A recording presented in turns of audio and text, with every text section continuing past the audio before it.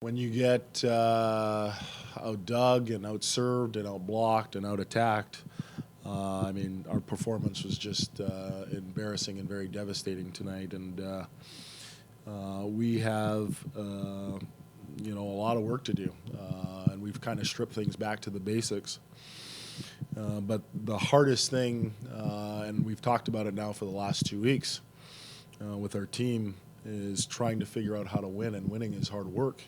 But right now our guys don't have the belief or the confidence to do so because they're all looking somewhere else instead of within themselves, and they're really relying on, or at least they don't believe that they can win because of the fact that we have 3 of our starters injured.